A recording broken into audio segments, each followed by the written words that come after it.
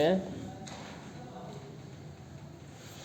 What is a sonnet? Here's quick and simple definition. A sonnet is a type of 14 line poem. तो कितने line होती हैं? 14 lines. Traditionally पारंपरिक रूप से the 14 lines of a sonnet consist of an octave. तो जो 14 लाइनों सोनेट की होती हैं वो एक तो ऑक्टेव रखती है और 2 quatrains making up a stanza of 8 lines. Octave को बोलते हैं 8 लाइन का स्टेंजा। 8 लाइन के उसमें 4 लाइन के 2 स्टेंजा होते हैं। पहले 4 लाइनें फिर दूसरी 4 लाइनें, कितनी लाइनें हो गई? 8 लाइनें। ये पहला पार्ट बन जाता है सोनेट का और इस पहले पार्ट को हम कहते हैं ऑक्टेव। इसमें 8 लाइनें होती हैं। एंड ए सेस्टेट, और बाकी जो 6 बच गई लाइनें उनको क्या बोलते हैं? Sestet. A stanza of 6 lines.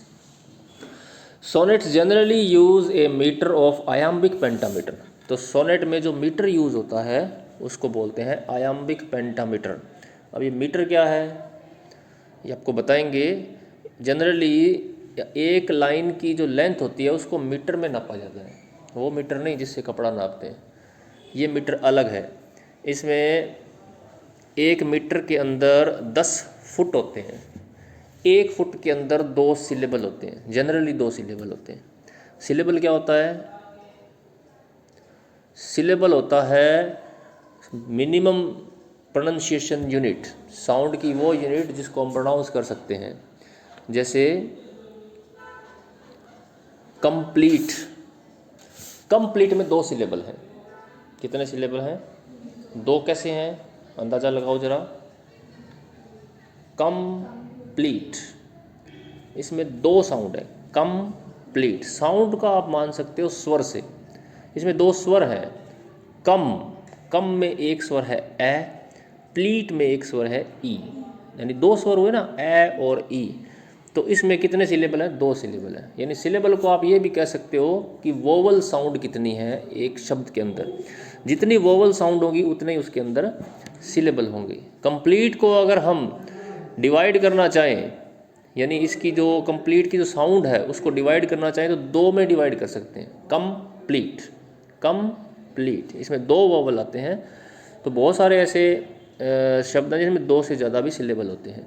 तो जब ये लाइनें होती हैं ना कविता की, इसके अंदर सिलेबल को गिनते हैं हम। तो ज़्यादातर जो सोनेट के अंदर जो लाइन होती है वो 10 सिलेबल की होती है। ज़्यादातर उसमें 10 सिलेबल होते हैं। तो 10 सिलेबल हो गए, इसका मतलब मीटर कितने हो गए? 5। 2 सिलेबल का 1 फुट बनता है। 5 फुट का 1 फुट को हम 1 मीटर भी बोल देते हैं। तो 5 फुट है तो 5 मीटर हो गए, पेंटामीटर बोल देते हैं इसको। ये अपनी डिटेल में पढ़ने वाले हैं आगे। यहाँ पे आप एक बार थोड़ा इसका मैंने आपको इंट्रोडक्शन दिया है कि मीटर क्या होता है। आयाम्बिक पेंटामीटर, पेंटामीटर का मतलब 5 मीटर की लाइन होती है, यानी 5 फुट होते हैं उसके अंदर। और आयाम्बिक होता है, आयाम्बिक एक संरचना होती है खास बोलने की। उसमें पहले पर हम स्ट्रेस नहीं देते हैं और दूसरे पर स्ट्रेस देते हैं। जैसे एक लाइन है, shall I compare thee to a summer's day. ये अपने की थी ना कल परसों, है ना? Shall I compare thee to a summer's day. तो इसमें जो पहले 2 सिलेबल हैं वो कौन से हैं? शैल आई के। शैल आई कंपेयर दी, तो इसमें सिलेबल आप छांटोगे तो शैल में कितना सिलेबल है? 1। शैल, एक ही आवाज़ आ रही ना। आई में 1 ही है। ये क्योंकि जुड़ा हुआ है 2 आ और ई, लेकिन इसको 1 ही मानेंगे। तो शैल आई, ये 2 सिलेबल बन गए। अब इन 2 सिलेबल को बोलने का तरीका ये है कि शैल को हम स्ट्रेस कम देंगे, आई पर ज़्यादा देंगे। तो इसको ऐसे बोलते हैं शैलाई, शैलाई। कंपेयर, आगे कंपेयर वर्ड है तो कंपेयर में भी कम पे कम स्ट्रेस देना है और पेयर पे ज़्यादा देना है। शैलाई कंपेयर। तो अनस्ट्रेस्ड स्ट्रेस्ड, अनस्ट्रेस स्ट्रेस्ड, ऐसे चला जाता है। इसको आयाम्बिक बोलते हैं। इसको डिटेल में अपने आप बाद में पढ़ लेंगे। यहाँ पे सिर्फ इंट्रोडक्शन काफ़ी है कि ज़्यादातर सोनेट किस मीटर में लिखी होती है? पेंटामीटर में। और पेंटामीटर भी कैसा होता है? आयाम्बिक पेंटामीटर में लिखी जाती है। And follow A set of rhyme scheme, और एक राइम स्कीम भी होती है। राइम स्कीम का मतलब है हर लाइन का जो एंडिंग वर्ड होता है वो किसी न किसी लाइन के एंड वर्ड से मैच करता है, साउंड मैच करती है। जैसे मान लो एक लाइन के अंत में है हियर और दूसरी लाइन के एंड में है नियर, तो ये हियर और नियर सेम हो गई ना, इसको राइम स्कीम बोलते हैं, ये मिल रही है। कई बार ऐसा होता है कि पहली लाइन और तीसरी लाइन के वर्ड मिलते हैं, दूसरी लाइन और चौथी लाइन के वर्ड मिलते हैं आपस में, तो उसकी राइम स्कीम अलग हो जाती है। उसको हम ए बी बोल देते हैं कि पहली लाइन के एंड में जो वर्ड था वो तीसरी लाइन के एंड से बढ़ रहा है, तो ए और ए पहली और तीसरी में काउंट होगा। दूसरी का नया साउंड आ गया तो उसको बी बोल देते हैं, फिर वो ए बी इस तरह से बनती है, तो उसको क्या बोलते हैं हम, राइम स्कीम बोलते हैं। Within these general guidelines for what makes a sonnet, there are a wide variety of variations. अब सोनेट की कई वेरिएशंस भी हैं। ये एक जनरली बताया कि ज़्यादातर सोनेट 14 लाइन की तो हर एक सोनेट ही होती है। कुछ सोनेट्स जो होती हैं वो ऑक्टेव और सेस्टेट में डिवाइड होती हैं, पहली 8 लाइनें और दूसरी 6 लाइनें। और एक मैंने पहले भी बताया था आपको, एक सोनेट ऐसी होती है जिसको हम इंग्लिश सोनेट या शेक्सपियरियन सोनेट बोलते हैं, उसके 4 भाग होते हैं। पहली 4 लाइनों का एक भाग, दूसरी 4 लाइनों का दूसरा भाग, तीसरी 4 लाइनों का तीसरा भाग और अंतिम 2 लाइनों का चौथा भाग। तो पहले 3 क्वार्टरेंस होते हैं, एक कपलेट होता है।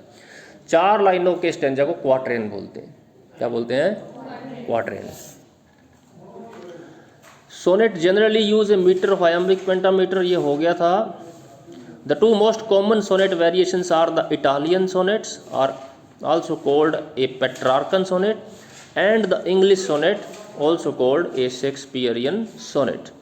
तो 2 कॉमन सोनेट के वेरिएशन हैं, 2 कॉमन सोनेट के टाइप्स हैं, वो कौन से हैं? इटालियन और इंग्लिश। इटालियन को पेट्रार्कन भी बोल देते हैं और इंग्लिश सोनेट को हम शेक्सपियरियन सोनेट भी बोल देते हैं। इटालियन सोनेट ऑक्टेव और सेस्टेट में डिवाइड होती है और इंग्लिश सोनेट जो है वो 4 पार्ट्स में डिवाइड होती है।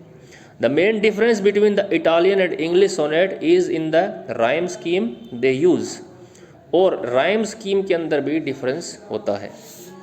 अब आते हैं द इटालियन सोनेट पे, थोड़ी सी ये पढ़ लेते हैं। Although the form of the sonnet is said to have been invented by Giacomo di Lentini in the 13th century, it was popularized by a poet from Tuscany named Francisco Petrarch. तो इस line में यह बताया गया है कि हालांकि इस सोनेट का आविष्कार तो किया गया था जियाकोमो डी लेंटिनी ने 13वीं सदी के अंदर, लेकिन इसको पॉपुलराइज किसने किया? पेट्रार्क ने किया। पेट्रार्क याद रख लो, पूरा नाम याद रखने की जरूरत नहीं है। Who used the form to write poems expressing his unrequited love for a woman named Laura. अब पेट्रार्क ने बहुत सारी सोनेट लिखी, किस टॉपिक पे लिखी?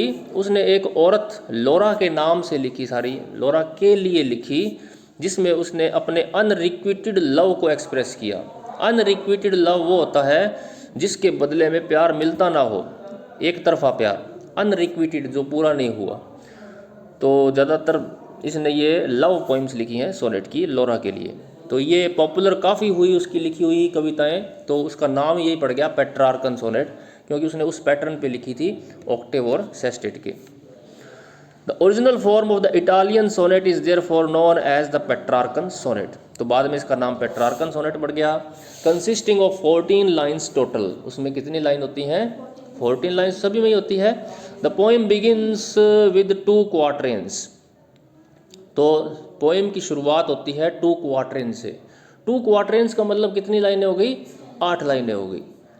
एक क्वार्टरेन में 4 लाइनें होती हैं, तो 2 क्वार्टरेंस का मतलब 8 लाइनें। स्टेंजा ऑफ 4 लाइन, एक क्वार्टरेन को हम बोलते हैं stanza of 4 lines. That make up a unit called an octave, तो उसको हम ऑक्टेव बोल देते हैं। And the poem ends with 2 टर्सेट्स, और जो पोइम है एंड होती है वो 2 टर्सेट के साथ एंड होती है। टर्सेट का मतलब 3 लाइनों का स्टेंजा, उसको हम टर्सेट बोलते हैं। अब क्योंकि लास्ट में बच कितने की लाइनें? 6, उन 6 लाइनों को किस तरह से डिवाइड कर देते हैं? 3-3 के स्टेंजा में, यानी 2 टर्सेट बच गए। That make up a single 6 line stanza called a sestet, और 2 टर्सेट मिलके बन जाते हैं sestet. The standard rhyme scheme for the Octave is ABBA ABBA।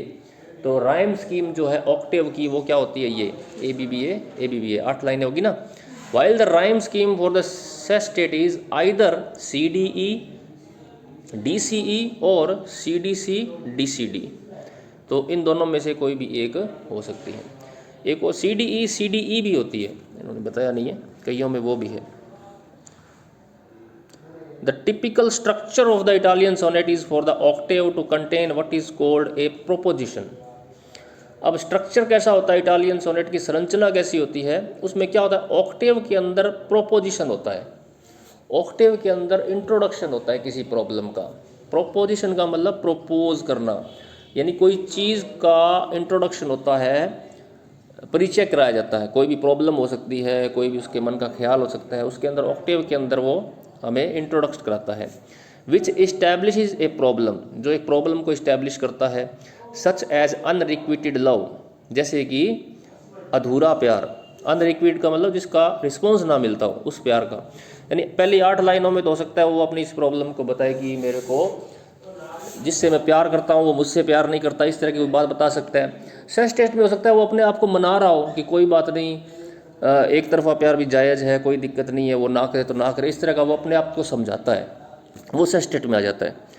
और a question such as does she love me, या फिर ऑक्टेव के अंदर इस तरह का एक क्वेश्चन हो सकता है कि डज शी लव मी, क्या वो मुझसे प्यार करती है। The sestet is concern with resolving the problem, और सेस्टेट किससे संबंधित है, उस प्रॉब्लम को रिजॉल्व करता है। And it almost always contains A turn, और इसमें हमेशा टर्न होता है, यानी ऑक्टेव में जो बात कही होती है उससे थोड़ा हटके बात होती है, उसके अंदर टर्न आ जाता है उसमें। Which signals a shift in the poem's focus from problem to resolution, तो वो जो पोइम है वहाँ से चेंज हो जाती है, प्रॉब्लम से वो कहाँ पहुँच जाती है, रेजोल्यूशन पे। The turn is sometimes also called a volta, और इस टर्न को बोलते हैं वोल्टा। जब किसी पोइम के इमोशन में एकदम से चेंज आ जाता है, उसकी इमोशन में, उसकी गति में चेंज आ जाता है, तो उसको हम क्या बोलते हैं, वोल्टा। ये वोल्टा इटालियन में टर्न का अनुवाद है। And it usually comes at the very beginning of the sestet in the sonnets 9th line, और ज़्यादातर ये जो वोल्टा है कौन सी लाइन में आता है, 9वीं लाइन में, क्योंकि ऑक्टेव के जस्ट बाद सेस्टेट जब शुरू होता है। The sonnet by Petrarch is a perfect example of the form and subject matter of the typical Italian sonnet. तो जो एक टिपिकल इटालियन सोनेट है उसमें पेट्रार्क की सोनेट जो है वो परफेक्ट एग्जाम्पल है। वो औरों ने भी बहुतों ने लिखी है, ऑक्टेव सेस्टेट के हिसाब से पेट्रार्क की सबसे बेस्ट मानी जाती है। In the proposition of the Octave the poem establishes it's dilemma and subject. तो ऑक्टेव के अंदर कविता इस्टेब्लिश करती है डिलेमा को। डिलेमा वो स्थिति होती है जिसमें पता नहीं होता क्या करें क्या ना करें, उसको हम डिलेमा कहते हैं। And subject the vanity of the poets passion for his beloved, या ऑक्टेव के अंदर पोइट की जो प्रेमिका है उसके घमंड का वर्णन होता है। वैनिटी क्या होता है, घमंड, झूठा अहंकार। This sonnet has an obvious turn in the 9th line, इस सोनेट के अंदर 9th लाइन में टर्न आ जाता है, चेंज आ जाता है। The phrase but now I clearly see, तो इस तरह की बातें होती है, बट नाउ, परंतु अब मैं साफ साफ देख सकता हूँ। This sonnet gives a strong example of how a turn works, it doesn't need to be dramatic but it subtly marks a shift in the tone और मूड ऑफ द पोइम। तो ये जो वोल्टा आता है ये पोइम के mood को एकदम से चेंज कर देता है। The resolution in the sestet is that the words joy is but a fitting dream. The sonnet employs the Petrarchan rhyme scheme of ABBA CDE DCE। तो ये आगे वर्ड्सवर्थ की एक पोइम है जिसका एग्जाम्पल दिया गया हमें। Milton thou shouldst be living at this hour, अब इसके आगे ए लिखा है, तो ये आवर की जो साउंड है ना, आवर की साउंड आगे किससे मैच करेगी, देखो जरा आगे ए कहाँ आता है, बावर, आवर और बावर, ये ए की साउंड नाम दिए। यहाँ पे आवर को ए का मतलब ए साउंड दिया, तो ऐसी आवर जैसी साउंड आगे कहीं भी पोइम में आएगी ना तो उसको ए ही बोलेंगे फिर। तो आवर जैसी साउंड आई बावर में, ए आ गया। दूसरी लाइन है जो फैन और पेन, ये सेम है, इनको बी बोल दिया गया। आगे फिर डॉवर आ गया तो फिर ए आ गया ना, बावर डॉवर आवर एक जैसी थी। फिर आगे मैन अगेन, तो ये बी वही सेम ही साउंड आ गई, तो ए बी बी ए पहली 8 लाइनों की राइम स्कीम होगी ना। आगे आप देखो सी है अपार्ट, अपार्ट जैसी साउंड आगे कहाँ आई है, आगे देखो आप हार्ट, सी यहाँ है ना। और फिर अपने आ जाते हैं अपार्ट के बाद था सी, डी इसको बोला गया है, तो आगे फ्री के अंदर यही सेम ही साउंड है, डी आ गई। ओके, और वे और ले, इस तरह से ये राइम स्कीम हमने यहाँ पे सेट की है। तो ये वर्ड्सवर्थ की पोइम है Milton, thou shouldst be living at this hour, England had need of thee, she is a fen of stagnant waters, altar sword and pen. इस पोइम को अपने बाद में डिस्कस कर लेंगे, एक एग्जाम्पल के तौर पे लिखी गई है। अब आते हैं इंग्लिश सोनेट पे। अब तक जो हम पढ़ रहे थे वो पेट्रार्कन थी, इटालियन सोनेट थी। इंग्लिश सोनेट थोड़ी सी अलग है।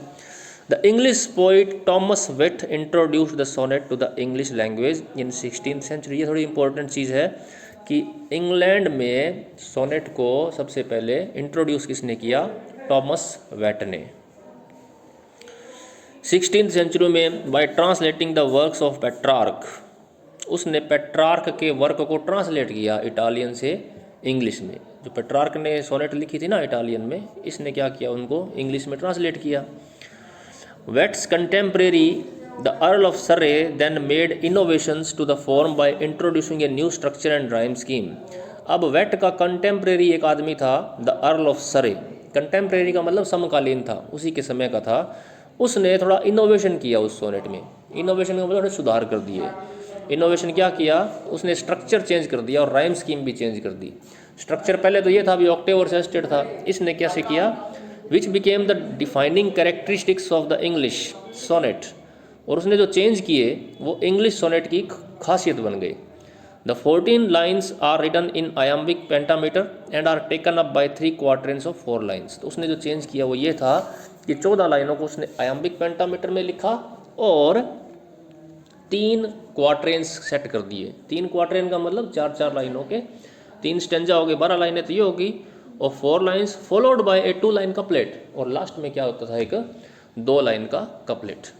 और इनकी राइम स्कीम क्या थी, A B C D E F और जी। इस तरह से इसकी राइम स्कीम चलती थी। In the English sonnet the turn typically occurs in the 3rd quatrain. English sonnet के अंदर ज़्यादातर जो टर्न है, जो मूड चेंज होता था, वो कब होता है, 3rd क्वार्टरेन में। यानी पहली 8 लाइनें तो वैसे ही है, 3rd क्वार्टरेन उसमें भी ऐसा ही था, उसमें भी पहली 8 लाइनों तक नहीं था।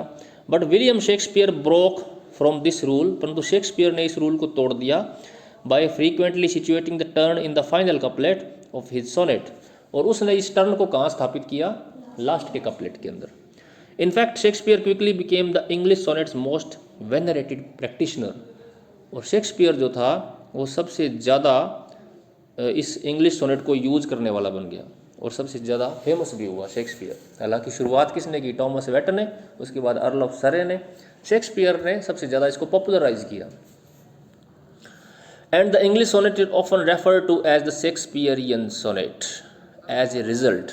अब क्योंकि शेक्सपियर की सोनेट बहुत ज़्यादा फेमस हो गई तो इंग्लिश सोनेट का नाम ही क्या पड़ गया, उसी के नाम से पड़ गया, Shakespearean. The English sonnet is sometimes also refer to as the Elizabethan sonnet. English sonnet को एक और नाम से बोला जाता है, एलिजाबेथन सोनेट, क्योंकि शेक्सपियर जब लिखता था ना सोनेट, उस समय इंग्लैंड की रानी एलिजाबेथ थी, तो उस पीरियड को एलिजाबेथन पीरियड भी कहा जाता है रानी के हिसाब से। तो क्योंकि अब एलिजाबेथन के काल में ये सोनेट लिखने शुरू हुई तो इनको एलिजाबेथन सोनेट भी कह देते हैं। This famous example by Shakespeare follows the typical rhyme scheme of the English sonnet A B C D E F G. ये थी वो जो मैं आपको बता रहा था, shall I compare thee to a summer's day, thou art more lovely and more temperate. अब इसमें क्या है, ए बी सी डी इस तरह की राइम स्कीम आप देख सकते हो। जैसे डे किससे मिलता है, मे से, टेम्परेट डेट से, शाइन डिक्लाइन, डिम्ड अनट्रिम्ड, इस तरह से है ना। आगे चलते हैं, फिर ई एफ है और जी तक चलती है, सी और डी। इसमें जो लास्ट है ना वो कपलेट है, so long as man can breathe और eyes can see, so long live this and this gives life to thee. तो इसकी एक्सप्लेनेशन अपने बाद में कर लेंगे। इसको सोनेट 18 भी बोला जाता है, ये जो ऊपर वाली सोनेट है ना, शैल आई कंपेयर दी भी बोलते हैं, सोनेट 18 भी बोलते हैं। Is one of the most famous example of the Shakespearean sonnet, तो ये एक परफेक्ट एग्जाम्पल है उस सोनेट का। Using the exact rhyme scheme and exploring romantic love for a woman, rhyme scheme भी अच्छी है और इसकी थीम भी लव है। ओके, तो ये थी हमारी